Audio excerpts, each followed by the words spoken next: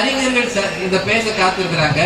வீட்டு சூழல் தான் சொல்றதுக்கு பெரிய பேச்சாளர் புலவர் ராமலிங்கம் ஐயா அவர்கள் வந்திருக்கிறாங்க. அவரு ஒரு நல்ல பேராசிரியர், தமிழாசிரியர், தேசிய நல்லாசிரியர் விருது வாங்கியவர். டாக்டர் APJ அப்துல் கலாம் அவர்கள் ஜனாதிபதியா இருக்கும் போது அவர்கள் கைகளில் வாங்கியவர். ஏன்னா நம்ம ஊர்ல அந்த மாதிரி நல்ல மனுஷங்களை பாக்குறது கஷ்டம். அப்துல் கலாம் ஐயா மாதிரி ஒரு பெரியவர்கிட்ட இவர் விருது வாங்கியவர். அவர் சொல்றாரு, வீடு தாங்க, இப்ப நான் ரிட்டையர் ஆகி வீட்டுல உட்கார்ந்து இருக்கிறேன்னா இவ்வளவு காலமும் எனக்கு சாப்பாடு போட்டு என்னை கவனிச்சது வீட்டுக்காரமா தான். இப்ப அவர் கவனிக்கிறார், அது வேற விஷயம். அவர் சொல்றாரு, வீடு தருகிற உற்சாகம்ன்றாங்க, வேற என்ன இருக்கு? நம்ம அங்க போய் அக்கடான உட்கார்ந்தோம்னா நம்ம உள்ள நுழையும் போது ஏன் இவ்வளவு லேட்டு, என்னம்மா இல்ல 5 மணிக்கு தானே எனக்கு முடியும், இங்க எத்தனை மணிக்கு முடியும் வேலை, ஷிஃப்டா இங்க ஷிஃப்ட் எத்தனை மணி ஷிஃப்ட், 2 ஷிஃப்டா, சரி ஒரு 4 மணின்னு வச்சுக்கோமே. 4 மணி முடிஞ்சதுன்னா 4:15 ஒரு வீட்டுக்கு போயிருக்காருன்னா அவங்க உடனே கேட்பாங்க, ஏன் இவ்வளவு லேட்டு, 4 மணி நேரம் தான் ஆயிருக்கு, இருந்து ஹெலிகாப்டர்லயே போய் இறங்க முடியும், அம்மா 4 மணி நேரம் தான், இல்ல இல்ல இன்னும் கூட நீங்க சீக்கிரம் வரலாம். இந்த மாதிரி சொல்ற ஒரு ஆர்வம் உற்சாகம் இருந்தா தானே வீட்டுல போய் சந்தோஷமா பேசி அந்த அம்மா கூட உட்கார்ந்து இன்னைக்கு என்ன நடந்தது, சமைச்சியா, இல்ல டிவியில என்னென்ன சீரியல் பார்த்த, அபி எங்க இருக்கா, இப்போ இருக்காதா இல்லையா, அரசி முடிய போதாமே செப்டம்பரோட, இதெல்லாம் முக்கியமான விஷயம் இல்லையா நாட்டுல. இல்லைன்னா மழை பெய்யாது, இதுல வெயில் அடிக்காது, இதெல்லாம் பார்த்து பேசி வீட்டம்மா கூட பகிர்ந்து கொள்வது. இன்னைக்கு ஆபீஸ்ல யாரு கூட சண்டை போட்டோம், யாரை திட்டணும், இதெல்லாம் பேசுறதுக்கு ஒரு ஒரு ஒரு ஆள் வேண்டி இருக்குல்லங்க. அங்க போய் திரும்பி வரும்போதாங்க சந்தோஷம் அப்படின்னு நம்ம ஐயா பேசுறாங்க. அவர் கூட பேசுறதுக்கு தம்பி நெல்சன், அவர் ஒரு வளர்ந்து வருகிற நல்ல பேச்சாளர். அவரு டிவில எல்லாம் பார்த்திருப்பீங்க, சன் டிவி, விஜய் டிவி பார்த்தீங்கல்ல. டிவியில பேசுறீங்கன்னா யாருக்கும் தெரிய மாட்டேங்குது. அதனாலே அரசியல்வாதிகள் அடிக்கடி ஏதாவது போராட்டம் சொல்லி டிவியில போய் பேசிடுறாங்க. இல்லாட்டி கட்சிக்காரங்களே அவரை பார்த்து இவர் யாருங்க அப்படின்றாங்க. எதுக்காக கட்சிகள் போராட்டம் நடத்துறீங்க, டிவியில வரலைன்னா மறந்துடுறாங்க. நம்ம தலைவர் இவர் இன்னும் இருக்காராங்கிறான். இருக்காரப்பா, இப்போ இருக்காரா, அதான் டிவியில வந்தாருங்க. டிவியில வந்தாதான் சில ஆள் இருக்கிறதே தெரியுது. டிவியில பேசுறவரு, அவர் கூட பேசுறதுக்கு அவங்க சகோதரி மாலதி அவர்கள், அவங்களும் ஒரு அலுவலகத்தில் வேலை பார்க்கறவங்க, அவங்களும் தொலைக்காட்சியில பேசி இருக்கிறாங்க. இந்த 3 பேரும் வீடு தாங்க காரணம்னு சொல்றாங்க. இந்த பக்கம் நம்ம தம்பி சிவகுமார், அவர் ஒரு நல்ல பேச்சாளருங்க. சினிமாவுக்கு ஒரு சிவகுமார் மாதிரி பட்டிமன்றத்துக்கு ஒரு சிவகுமார். மார்க்கண்டேயன் அப்படின்றாங்கல்ல, நல்ல புத்திசாலின்னு அர்த்தம். சிவகுமார் சாதாரண ஆள் கிடையாது. சினிமாவில் இருக்கிற சிவகுமார் சாதாரண ஆள் கிடையாதுங்க. இன்னைக்கு கம்பராமாயணத்தை கரைச்சு குடிச்சு அவ்வளவு இடத்துலயும் பேசுறாரு. கம்பன்ல அவருக்கு ஒரு ஈடுபாடு உண்டு. அவர் நடிச்சாரு, அதெல்லாம் வேற விஷயம். இலக்கிய ஆர்வம் படைத்தவர். இவரு நல்ல இலக்கிய பேச்சாளர். கம்பன் கழகத்துல பேசினாருன்னா கேட்டுக்கிட்டே இருக்கலாம். ரொம்ப சிறந்த பேச்சாளர், நல்ல நகைச்சுவையா பேசுவார், சிரிச்ச முகமா இருப்பார். முதல்ல மனுஷன் சிரிச்ச முகமா இருக்கிறதே கஷ்டம், சிரிக்கவே மாட்டேங்கிறாங்க. இப்போ புரிய உட்காந்து என்னடா அப்படின்னா, இப்படித்தான் சிரிடா, எதுக்கு சிரிக்கணும், எதுவும் தருலையா, காசு கொடுத்தா சிரிக்கிற அளவுக்கு ஆயிட்டான். ஆனா இவர் சிரிச்ச முகமா பேசுவார், சிரிக்க வைப்பார். பார்த்து எந்நேரம் எழுதிக்கிட்டே இருக்கு.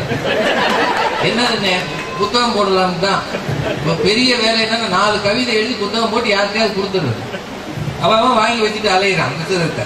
நல்லா எழுதுவார், நல்ல பேச்சாளர். அவர் சொல்றாரு, வீடு என்னையா வீடு, ஆபீஸ் தாங்க, அது தருகிற சந்தோஷம், அங்க வருகிற ஃப்ரெண்ட்ஷிப், அங்க தருகிற சேலரி, சம்பள நாளைக்கு மட்டும் இல்லைன்னு வைங்க, வீட்டுல சந்தோஷம் இருக்குமா? உங்களுக்கு என்னைக்கு சம்பள தேதி 1 ATMல எடுத்துறீங்களா? ஆமா, பூரா அப்படி சொருக வேண்டியது முருக வேண்டியது. சம்பளம் கையில வாங்க காலமெல்லாம் போச்சு. அண்ணே நம்பர் என்ன, பின் நம்பர் தான். நம்ம பின் நம்பரை பையன் கரெக்டா சொல்றான். உங்க பின் நம்பர் இதானே, நீங்க மறந்துடுவீங்க தான் நான் ஞாபகம் வச்சிருக்கேன். எவ்வளவு சம்பளம்ன்றது அவன் சொல்றான். பின் நம்பரு நீங்க சொல்லுங்க, நான் போய் எடுத்துட்டு வந்துடுறேன். எவ்வளவு ஆயிடுச்சுன்னா அது எதுக்கு உங்களுக்கு, உங்க காசு வேற என் காசு வேற, பயிர் எப்படி இருக்கா பாருங்க. ஆக பின் நம்பர் வச்சு உருவி எடுத்துறது. அது அந்த ATMக்கு போய் 1ஆம் தேதி வந்தா தான் சேலரி, அதுதான் வீட்டுக்கு மகிழ்ச்சி அப்படின்னு சொல்றதுக்கு சிவகுமார். அவர் கூட பேசுறதுக்கு அருள் பிரசாத், அவர் ஒரு வாத்தியாரா இருக்கிறார். அவரும் நல்லா பேசுவார். தொலைக்காட்சிகளை பார்த்துருப்பீங்க, என்ன ஆடிக்கிட்டே இருக்கு.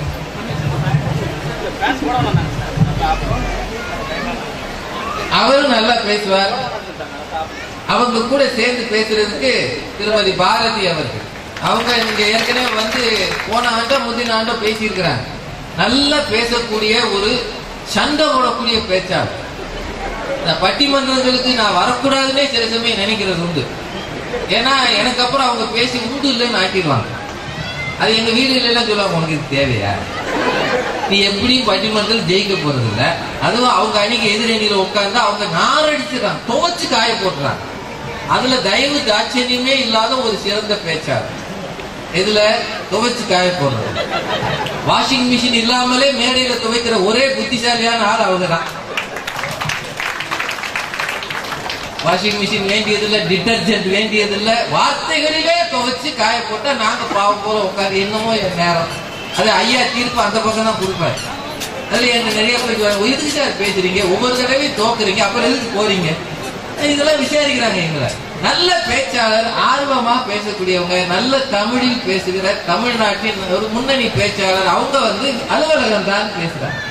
6 அறிஞர்கள் இருக்காங்க. நீங்க கொஞ்சம் உற்சாகமா இருக்கணும். விடுங்க சார், மணி 8 ஆனா சாப்பிட போயிடும்ன்றாதீங்க.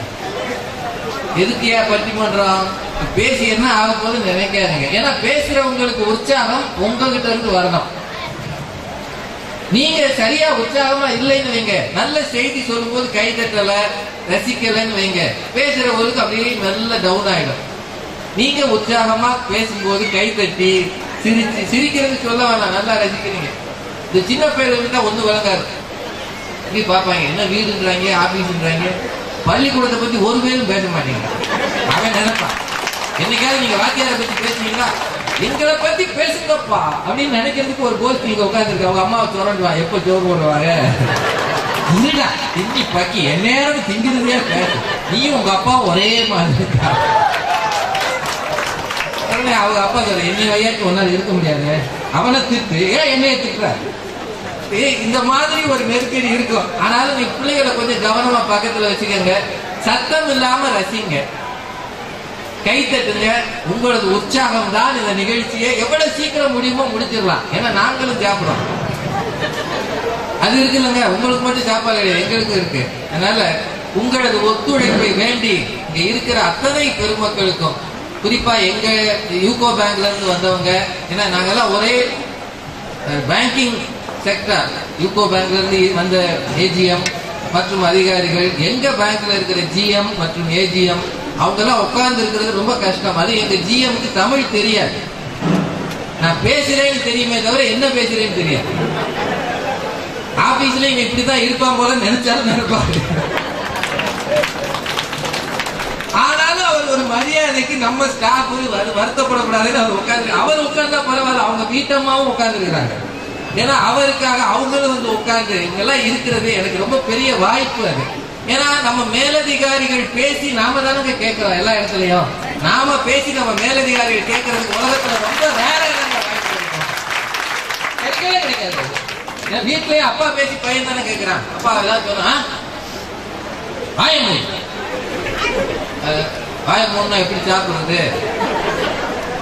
பேசாதரா அப்படிதானே அப்பா பேசுறாரு. திருப்பிக்கிட்டு அவன் 20 வயசுக்கு பிறகு பேசுவான், நீ வாங்க என்னடா வாய் மூடுப்பா, வாய் மூடுப்பா அப்படின்பா. அதனால அந்த விஷயங்களை பார்க்கும்போது நாம பேச பெரியவங்க கேட்கிறாங்கன்றது பெரிய வாய்ப்பு. அந்த வாய்ப்பை தந்த இந்த நிறுவனத்தை சார்ந்தவர்களுக்கு முதல்ல நன்றி. 7 வருஷம் வளர்ந்துருக்குன்னா நீங்க எல்லாரும் நீங்க எடுத்த முயற்சி, அது நீங்கள் கொடுத்த ஒத்துழைப்பு. அது மட்டும் இல்ல, வேலை சீனியர்ஸ் இருப்பாங்க, அவங்க அங்கங்க போய் பிசினஸ் பிடிப்பாங்க, மார்க்கெட்டிங் பண்ணுவாங்க. ஆனா வேலை செய்கிற ஒவ்வொருவரும் தன்னுடைய வேலையை சரியாக செய்தால் தான் தரம் இருக்கும். தரத்துக்கு காரணம் இங்க உழைக்கிற அத்தனை பணியாளர்களும். அவ்வளவு பேர் உங்களால் தான் இந்த நிறுவனம் உலகில் அறியப்படுகிறது. டிஆர்னோட் அப்படின்ற அந்த நேம் இருக்கிறது, அதன் பின்னணியில நீங்க தான் இருக்கிறீங்க. மேலே இருக்கிறவர்கள் அதிகாரிகள், அதில் மேல இருக்கிற டைரக்டர், எம்டி, சிஇஓ எல்லாரும். ஆனா அதுக்கு அடித்தளமாக இருக்கிற அத்தனை பணியாளர்களுக்கும் வாழ்த்து சொல்லி உங்கள் முயற்சி இன்னும் தொடர வேண்டும், இந்த நிறுவனம் இன்னும் இன்னும் இன்னும் வளர வேண்டும் என்று வாழ்த்தி இப்போதைக்கு பட்டிமன்றம் தொடங்குகிறது.